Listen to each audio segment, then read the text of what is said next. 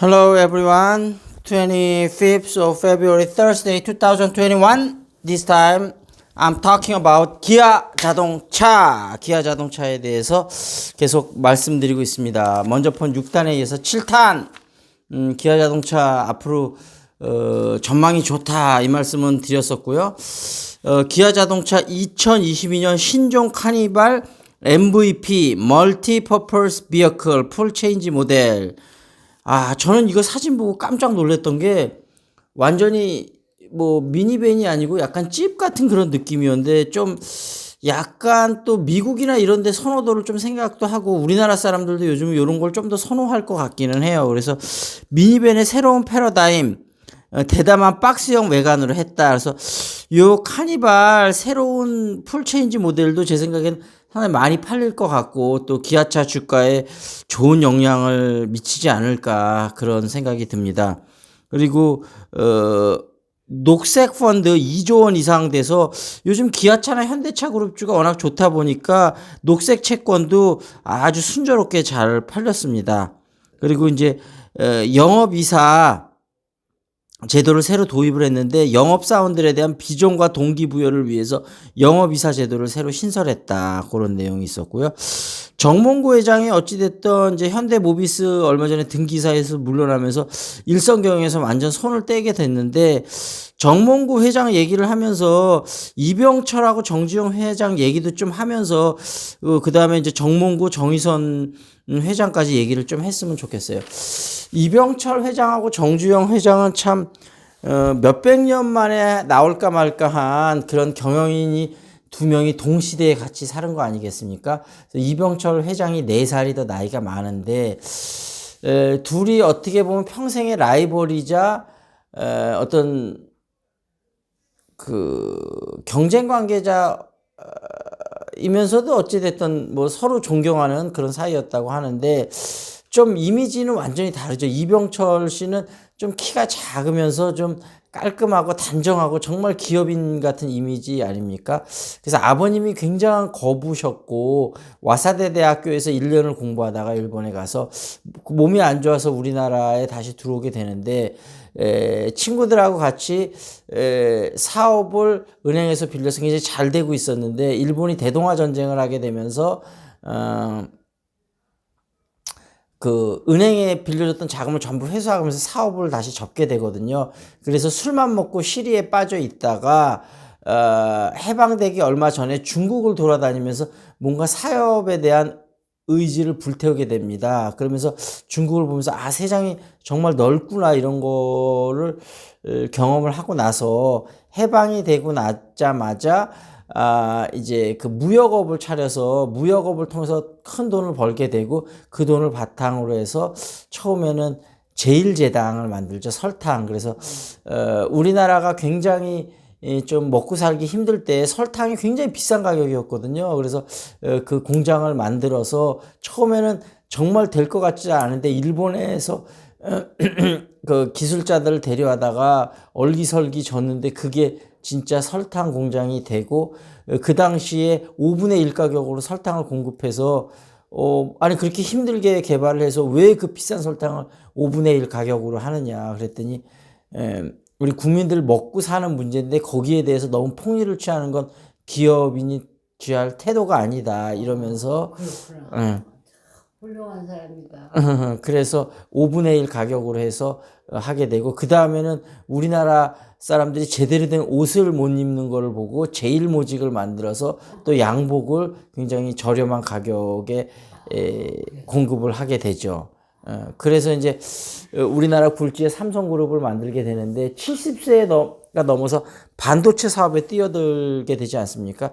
세계 경영 역사상에도 70세 넘어서 그렇게 경영에 새로운 그것도 엄청난 규모의 사업이 투자되는 걸 투자한 예가 없는데 어찌됐든 반도체 사업에 뛰어들어서 그걸 성공시켜서 우리나라가 현재 이런 모습을 갖추게 되는데 혁혁한 공을 세우게 되지 않습니까? 그래서 반도체 삼성전자뿐만 아니고 삼성전자의 제품을 공급하는 업체들이 엄청 많더라고요. 그 많은 일자리 사람들을 먹여 살렸고 그 다음에 그걸 했던 거는 이병철 회장의 공을 어느 정도는 인정할 수밖에 없습니다.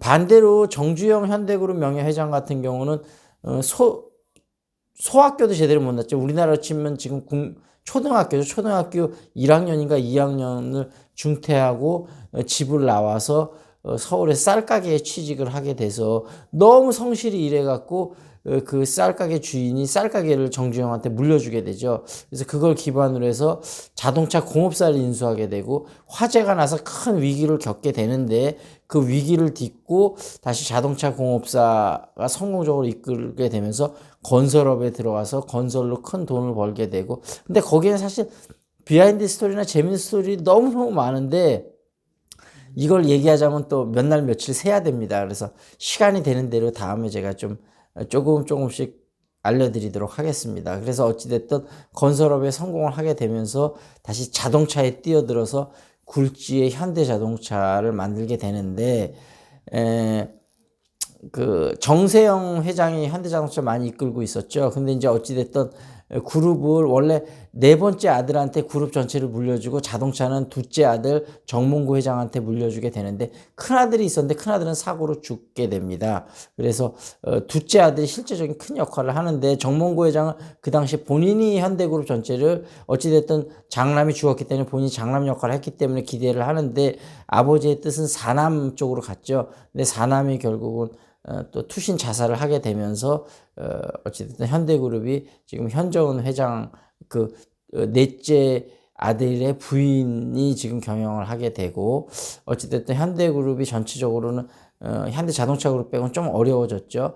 그리고 현대자동차그룹이 정몽구 회장이 기아자동차도 인수하고 그러면서 원래 세계 생산 대수 기준으로 한 8위 정도 되는데 5위 이상은 돼야 경쟁력이 있는다 그러는데 현대 기아차가 절대 세계 5위는 못 된다고 그랬거든요. M&A가 없이는. 근데 추가 M&A 없이가 기적적으로 5위까지 올라가게 되죠. 한 단계 한 단계가 굉장히 차이가 큰데 그 어려움을 딛고 5위까지 올라섰는데 그 이후로 근데 정몽구 회장이 나이도 많고 조금 경영에 어려움을 겪다가 정의선 부회장인데 이제 회장한테 물려주고 이제 경영 일선에서 물러났는데 정의선 회장 같은 경우는 상당히 오랫동안 후계자 수업을 받아왔기 때문에 사실은 3세지만 거의 전문 경영인에 가까운 모습입니다. 그래서 그룹의 미래를 모빌리티 그룹으로 잘 선정을 하고 끌고 나가고 있는데 현대자동차 그룹이 뭐 보스턴 다이나믹스를 인수하면서 로봇 산업을 본격적으로 하고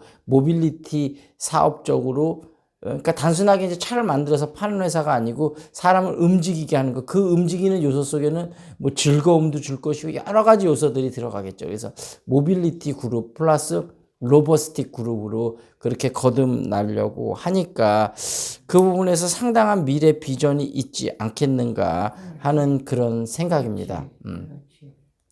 그래서 현대차 그룹이 주가가 상당히 앞으로도 괜찮다 그런 말씀을 드리고요. 그 다음에 좀 최근 이슈들에 대해서 조금 몇 가지 한번 짚어보도록 하겠습니다. 가덕도 눈덩이 예산이다. 여는 특별법을 강행하겠다 이런 얘기가 있었고요. 대통령의 속도 조절 당부에도 여당은 수사청법 신속 처리한다 이런 얘기가 있었고요. 쿠데타로 권력 잡은 미얀마 군부 자신을 군사정부라고 부르지 말라고 언론에 지침. 미얀마판 홍길동이다 이런 얘기가 있고요. 광명 시흥 7만 가구 일상급 신도시를 조성한다 이런 얘기인데 경기도 광명 시흥시 일대가 수도권 3기 신도시로 추가 지정돼 7만 가구가 들어선다. 근데 이게 2025년에 분양하면 실제 입주는 2028년 이후 가능하니까 뭐 2030년 정도 돼야 되니까 앞으로 정말 먼 일이 되겠죠. 그렇지만 어찌됐든 그렇게 공급해서 아파트 가격을 좀 잡으려고 하는데 좀 쉽지는 않을 것이다 그런 얘기고요. 다리 부러진 타이거 다시 일어설 수 있을까? 교통사고 났죠. 우주 운전하다 내리막길에서 차량 전복이 돼서 과속을 추정하고 오른쪽 다리뼈 곳곳이 조각나 나사 핀으로 고정했다. 허리 수술 재활 중에 사고가 나서 골프 황제 선수 생명의 최대 위기다. 다시 할 수 있을지 모르겠습니다. 우주 제너시스 GV80 탄 덕에 살았나 차 앞쪽과 달리 내부는 멀쩡하다. 그래서 오히려 현대차한테는 좀 희소식이 될 수도 있겠네요. 그리고 국토부는 가덕도 바다 수심 깊고 파도 강해 집안 침하도 우려된다. 예비 타당성 조사 반드시 거쳐야 한다. 그런 입장이고요. 김경수마저 대통령이 말하면 일사불란 이제는 바꿔야 한다. 이런 얘기가 나왔고요. 그다음에 요즘 어찌됐든 아파트 가격 많이 오르면서 분양이 많이 좀 되고 있어요. 남양주의 반도 유보라 리버팰리스 분양한다. 우리도 어찌됐든 지금 130세대의 주상복합을 지금 분양하기 위해서 부지런히 준비를 하고 있습니다. 그리고 수도권 3기 신도시 개요, 광명 시흥 신도시 집값 잡을까. 국토부는 서울 주택 수요 흡수 가능하다. 철도 연결에 광역교통망 갖출 것이다. 전문가 교통 인프라에 시간 걸려 단기적 공급 효과 별로 없을 것이다. 이렇게 국토부하고 전문가 시선이 상당히 다르네요. 그리고 4월에 2차 공공택지 15만 가구, 김포, 고천, 고양, 화전, 하남, 간북이 유력하다. 이런 이슈가 있었습니다. 이 정도에서 좀 또 최근 이슈는 마무리를 하고요. 그 다음에 또 기아 자동차 그 다음 편에서 또 한번 만나 뵙도록 하겠습니다. 어찌됐든 기아차 그룹 주가 전망 나쁘지 않다는 말씀 드리면서 다시 한번 여러분이 제 말을 참고해서 깊숙이 리서치를 하셔서 최종 결정을 하시면 좋을 것 같습니다. That's it. This is Lincoln. See you next time.